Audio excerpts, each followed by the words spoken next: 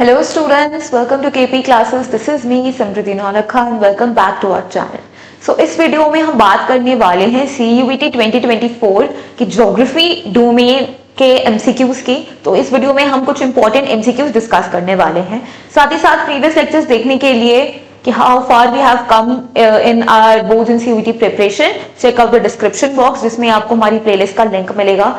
साथ ही साथ व्हाट्सएप, टेलीग्राम और इंस्टाग्राम पे हमें ज्वाइन करिए ताकि आप latest updates, quizzes, informative videos, सारी ही चीजों से अपडेटेड रहें।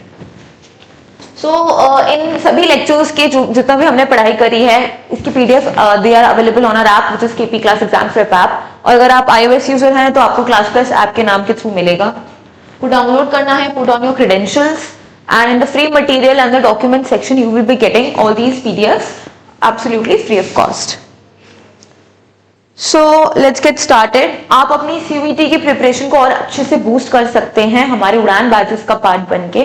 सारी स्ट्रीम्स में ये अवेलेबल हैं, humanities, science, commerce and within 4999 आप सारे domains including language and general test हमारे साथ मिलके कर सकते हैं। सो इन उड़ान बैचेस के जरिए we will be discussing each and every topic of all the domains in very depth. In depth analysis होगा, साथ ही साथ we are going to solve 1000 से भी ज्यादा MCQs in our live classes, regular mock test, regular feedback और इन सभी लाइव क्लासेस के रिकॉर्डेड बैकअप्स भी आपको अवेलेबल होंगे।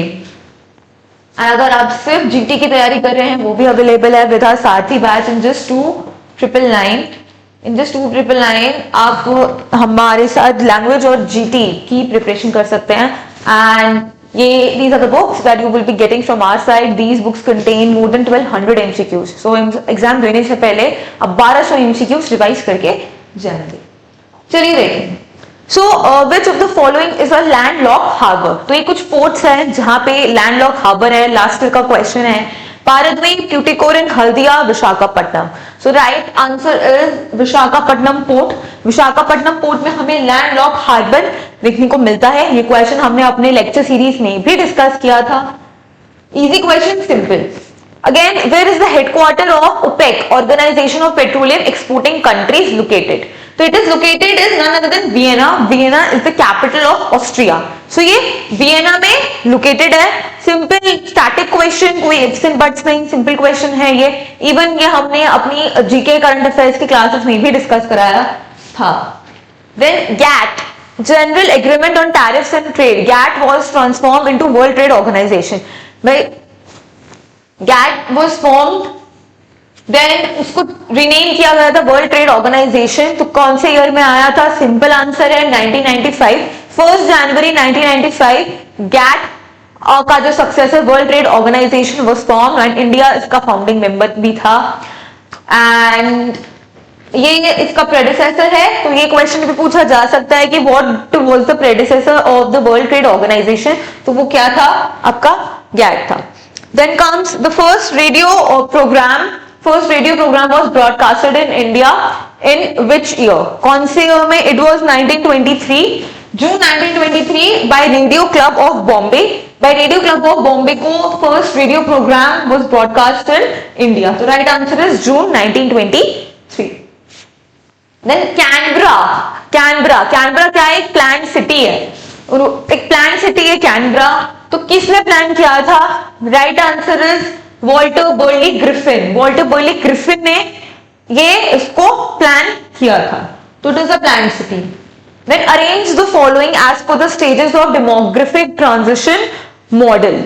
तो डेमोग्राफिक ट्रांजिशन मॉडल के इसको क्या करना है? हमें अरेंज करना है। ठीक है। Population growth is slow due to high birth rate and death rate. ठीक है। Fertility remains high but mortality decline हो रही है। फर्टिलिटी डिक्लाइन हो रही है फास्ट में बट मोर्टेलिटी धीरे धीरे डिक्लाइन होगी। एंड पॉपुलेशन ग्रो क्यों? क्योंकि लो बर्थ और लो डेथ। तो सबसे पहले जब डेमोग्राफिक ट्रांजिशन थ्योरी स्टार्ट हुई थी तो बर्थ और डेथ दोनों ही क्या थे? सबसे ज्यादा हाई थे। तो हाई बर्थ और हाई डेथ लिखने को मिलेगा तो वो सबसे पहले आएगा। Simple option number A. तो option number A is at the first. ठीक है। साथ ही साथ 3 और 4 तो एलिमिनेट हो ही जाता है। तो हमें किस पे फोकस करना है? 50-50 पे आ चुके हैं। Option number 1 and option number 2। अब बात करेंगे सेकेंड स्टेज की। तो सेकंड स्टेज में क्या था आपका, fertility remains high but the mortality declines at a fastest way. तो सेकंड स्टेज में क्या होता है कि फर्टिलिटी अभी भी ज्यादा हो रही है लेकिन मोर्टेलिटी कम हो रही है। दैट्स कम हो रही है क्यों, क्योंकि सैनिटाइजेशन इंप्रूव हो गया। तो बी आ जाता है आपका सेकंड पे। Then fertility decline but mortality decline gradually. Third stage दोनों ही एक फास्ट स्टेज पे आपका कम हो रहा है क्योंकि मोर्टेलिटी भी धीरे धीरे कम हो रही है। एंड लास्टली लो बर्थ और low death rate. So it started from high BR and high DR till to low birth rate and low DR. So the answer here is option number 1. Option number 1 is the right answer. ठीक है, next question की बात करें। Approaches in the human geography and इनके broad features. भाई straight away जो chapter 1 book 1 का question है, जो टेबल बनी है, स्ट्रेट अवे ये क्वेश्चन पूछा गया है। ठीक है, आइए बात करते हैं areal differentiation, spatial organization, behavioural school, post modernism. ठीक है, तो एरियल डिफरेंशिएशन की बात करें, areal differentiation identifying the uniqueness of any region and understanding how and why it is different. Areal से ये वर्ड आया है and uniqueness of any region simple है कि एरियल डिफरेंशिएशन क्या देखता है, इसका फीचर क्या था, uniqueness of any region and understanding how and it was different. ठीक है, A1 तो आपका ऑप्शन नंबर डी एलिमिनेट हो चुका है। तो आपके पास 3 ऑप्शंस है to choose from. Second spatial organization. Spatial organization की बात करें, इसका भी बिल्कुल सामने आंसर दे रखा है, application of quantitative techniques in geography. Behavioural school discontent with the quantitative revolution and its dehumanized manner of doing geography, and postmodernism it is focused on local context. So straight away सबके आमने सामने ही answer दे रखे हैं, तो right answer is option number A. अब type of terms extremely easy question, types of terms क्या है? So garrison town, industrial town, commercial town and transport town. Okay, so here the garrison town is your Mao, transport town, industrial town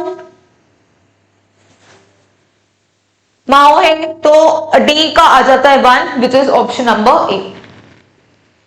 Then comes economic activities, extremely easy. Primary, secondary, tertiary, quaternary activity. Primary activity क्या है? Straight away mining है। Tertiary activity जिसमें services provide होती हैं, तो taxi service हो गया।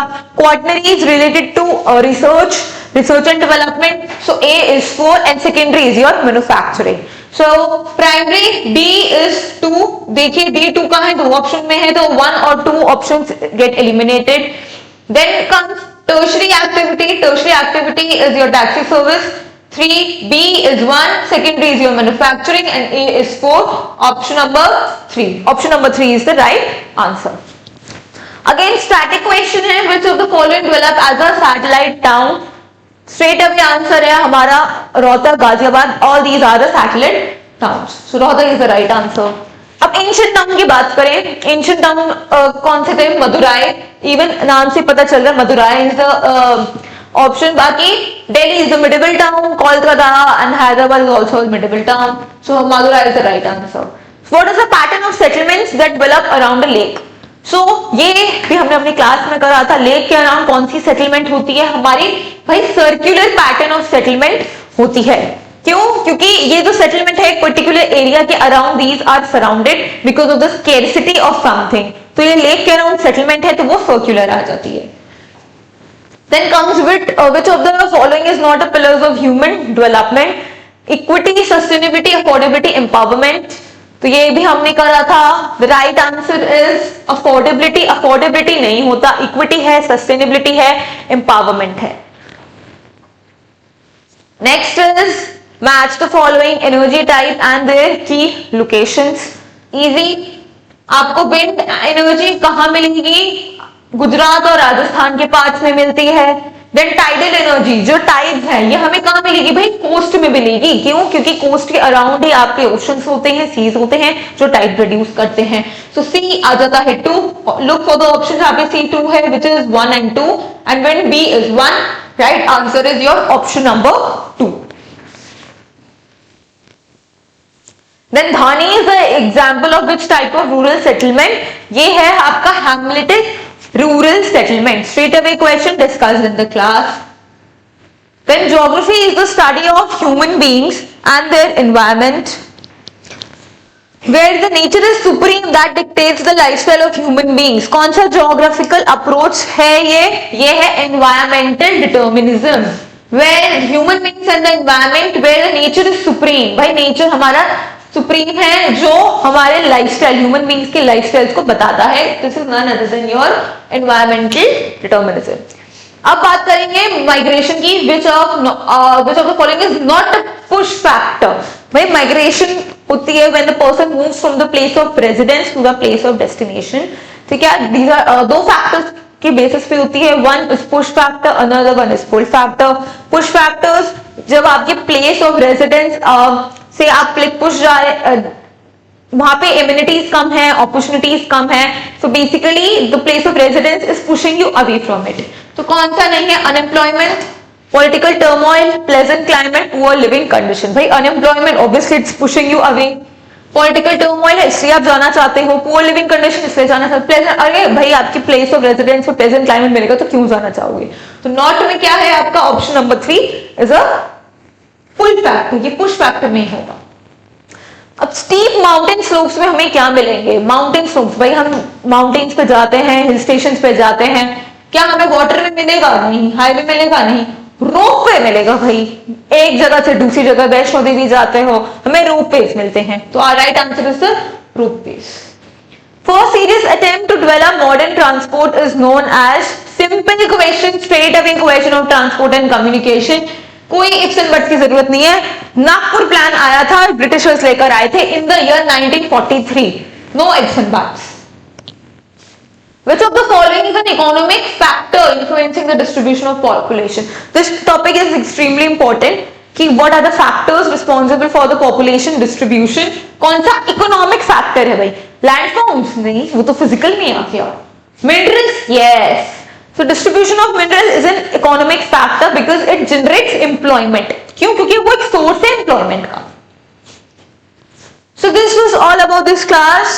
I hope you like this video. Stay tuned for the coming lectures where we are going to discuss many more topics, and you can become part of our Udan batches to boost your CBT preparation, in which हम सारे domains cover करेंगे and ये सारे MCQs, सारे topics को हम in depth और अच्छे से पढ़ने वाले हैं ताकि आपका revision एकदम tips पे हो. So I'll see you in the Udan batch. Till then, take care. Bye. Thank you. KP Classes. Dedicated to excellence.